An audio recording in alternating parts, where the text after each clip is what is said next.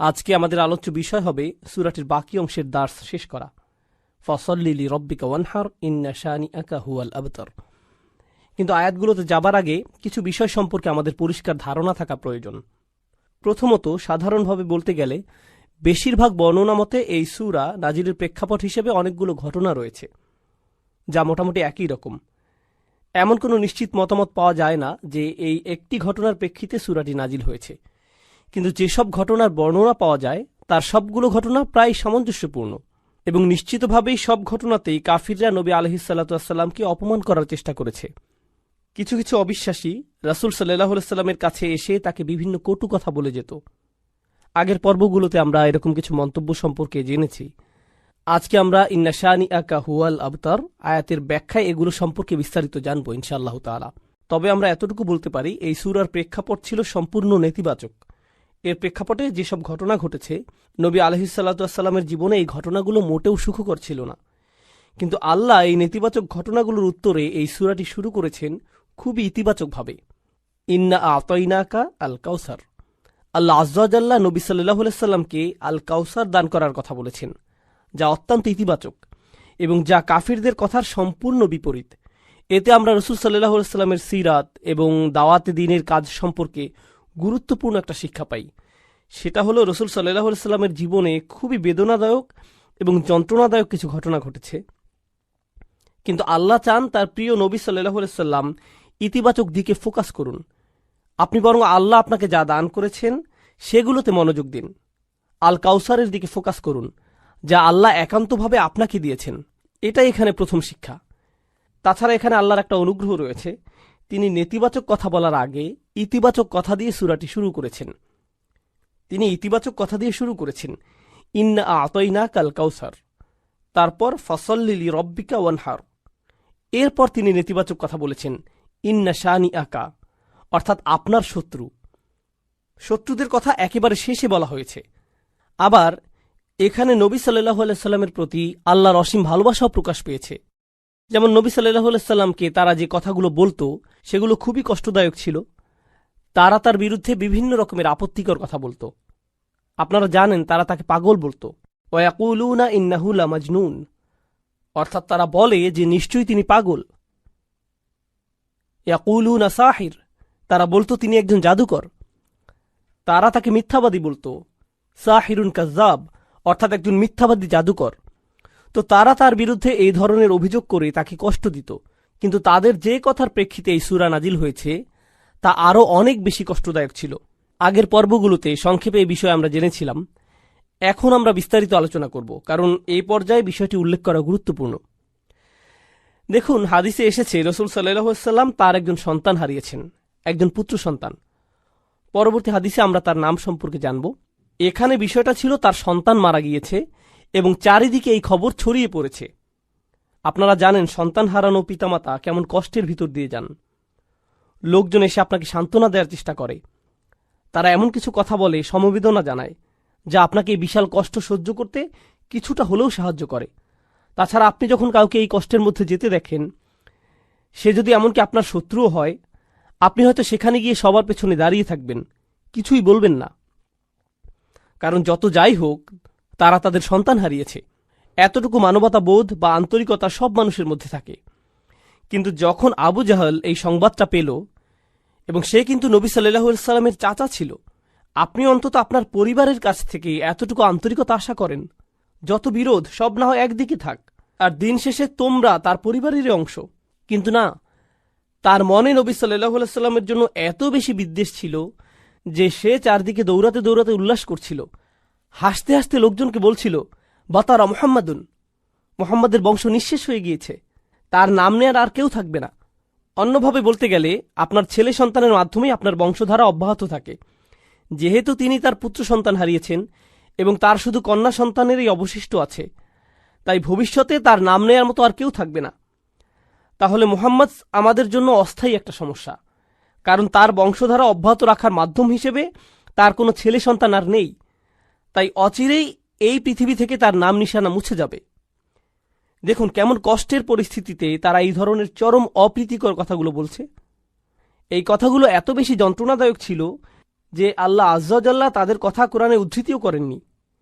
তিনি এভাবে বলেননি ইয়াকুলুনা হুয়া আবতার অথবা হুয়া আবতার। তিনি বলেননি যে তারা বলে তার বংশ নিঃশেষ হয়ে গেছে। তিনি নবী সাল্লাল্লাহু আলাইহি সাল্লামের সামনে তাদের সেই যন্ত্রণাদায়ক কথার উদ্ধৃত করে তাকে আঘাত দিতে চাননি। তিনি বিভিন্ন সূরায় তাদের বিভিন্ন কথা উদ্ধৃত করেছেন, যেমন তারা বলেছিল তিনি পাগল, তিনি একজন জাদুকর এবং তিনি একজন মিথ্যাবাদী। কিন্তু এই ক্ষেত্রে তিনি তাদের কথাগুলোকে উদ্ধৃত করেননি। তিনি সরাসরি তাকে সান্ত্বনা দিয়েছেন, ইন্না শানিআকা হুয়াল আবতার, আপনার শত্রুরাই নির্বংশ নিশ্চিহ্ন হবে। তাহলে আল্লাহ আজ্জা ওয়া জাল্লা এখানে কাফিরদের কথাটা হুবহু উদ্ধৃত করেননি। এটা নিঃসন্দেহে নবী সাল্লাল্লাহু আলাইহি সাল্লামের প্রতি আল্লাহর অসীম ভালোবাসার বহিঃপ্রকাশ। পরিশেষে আমরা এই সূরায় আরও একটা অসাধারণ শিক্ষা পাই। এখানে আল্লাহ কেবল নবী সাল্লাল্লাহু আলাইহি সাল্লামের মনোযোগ অন্যদিকে আকৃষ্ট করেননি। রাসূল সাল্লাল্লাহু আলাইহি সাল্লাম তার সন্তান হারিয়েছেন। যখন কেউ এভাবে সন্তান হারায়, তার কাছে আর কোনো কিছুই ভালো লাগে না। এটা যে কোনো মানুষের ক্ষেত্রে হতে পারে, সব মানুষের ক্ষেত্রে এমনটা হয়। কেউ যখন তার সন্তান হারায়, তখন তার বাড়ি, ব্যাংক ব্যালেন্স অথবা অন্য যে কোনো কিছুর কথা মাথায় আসে না। মনের মধ্যে শুধু সন্তান হারানোর তীব্র ব্যথাই অনুভূত হয়। মা বাবার কাছে তাদের সন্তানেরা শ্রেষ্ঠ সম্পদ, তাই না? নবী সাল্লাল্লাহু আলাইহি সাল্লামের এমন কষ্টের মুহূর্তে আল্লাহ আজ্জা ওয়া জাল্লা প্রথমে তাকে সমবেদনা জানাচ্ছেন, ইন্না আ'তাইনাকা আল কাউসার। তিনি তার সন্তান হারিয়েছেন আর আল্লাহ তাকে বলছেন, আপনি সীমাহীন কল্যাণপ্রাপ্ত হয়েছেন, আপনি প্রাচুর্য লাভ করেছেন। আগের পর্বগুলোতে আমরা লিস্ট আকারে এগুলো সম্পর্কে জেনেছি, কিন্তু এরপরেও কিভাবে এই যন্ত্রণাদায়ক পরিস্থিতি মোকাবেলা করা যায়, কাফিরদের কথার যথাযথ জবাব দেওয়ার পাশাপাশি এই সূরায় আমাদের শেখানো হচ্ছে কিভাবে আমরা বিশেষ করে পরিবারের কাউকে হারানোর তীব্র যন্ত্রণা, অসহ্য মানসিক কষ্ট, হতাশা এগুলো থেকে মুক্তি পেতে পারি। প্রথমত, আল্লাহ আপনাকে যা যা নিয়ামত দান করেছেন সেগুলোতে মনোযোগ দিন। এরপর ফাসল্লি লিরব্বিকা ওয়ানহার, নবী সাল্লাল্লাহু আলাইহি সাল্লামকে আল্লাহ বলছেন সালাত আদায় করুন। আল্লাহ বলছেন দুঃখ, কষ্ট, যন্ত্রণা থেকে মুক্তির উপায় হল সালাত আদায় করা। সুবহানাল্লাহ। জানেন, এখানে সালাত আদায়ের দুইটা দিক আছে।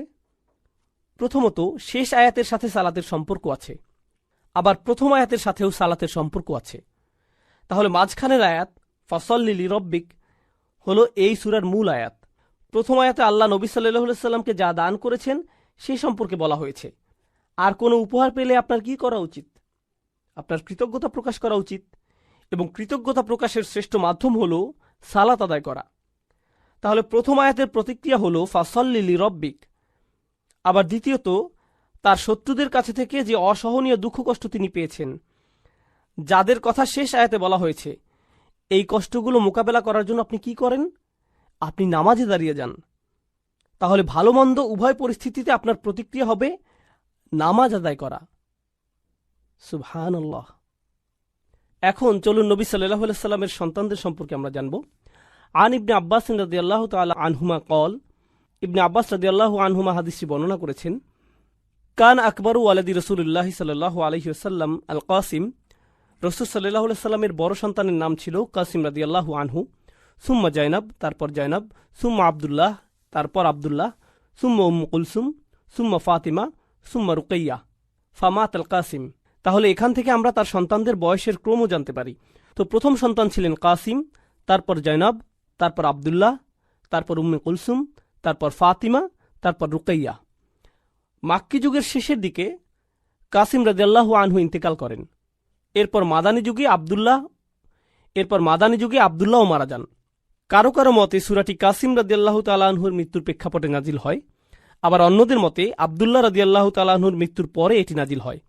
আবার অন্য একটি বর্ণনায় আমরা রাসূল সাল্লাল্লাহু আলাইহি সাল্লামের আরও একজন সন্তানের কথা জানতে পারি, ইব্রাহিম রাদিয়াল্লাহু আনহু। তাহলে তার কোন সন্তানের মৃত্যুর প্রেক্ষিতে সূরাটি নাজিল হয়েছে, এই ব্যাপারে বিভিন্ন মতামত পাওয়া যায়। আবার আবু আইয়ুব রাদিয়াল্লাহু আনহু বর্ণনা করেছেন, লাম্মা মাতা ইব্রাহিম বিন রাসূলিল্লাহি সাল্লাল্লাহু আলাইহি সাল্লাম মাশাল মুশরিকুনা বা'দুহুম ইলা বা'দ ফাকালু, অর্থাৎ যখন রাসূল সাল্লাল্লাহু আলাইহি সাল্লামের ছেলে ইব্রাহিম রাদিয়াল্লাহু তাআলা আনহু ইন্তেকাল করলেন, মুশরিকরা একে অন্যের কাছে দৌড়ে দৌড়ে যেতে লাগলো এবং বলল, ইন্না হাযা সাবি কদ বাতারাল লাইল। সাবি মানে যার আর কোনো সন্তান হবে না, যার কোনো ছেলে সন্তান নেই, কোনো পরবর্তী বংশধর নেই। আজ রাতে তার বংশধারা নিঃশেষ হয়ে গেছে। এটা বলে তারা উৎসব করতে লাগল। ইব্রাহিম রাদিয়াল্লাহু তাআলা আনহুর মৃত্যুর বর্ণনাই অধিক জোরালো। তো এবার আসুন, ফাসল্লি রব্বিক, এই আয়াতটি শুরু হয়েছে ফা অক্ষর দিয়ে। ফা সল্লিলি রব্বিক।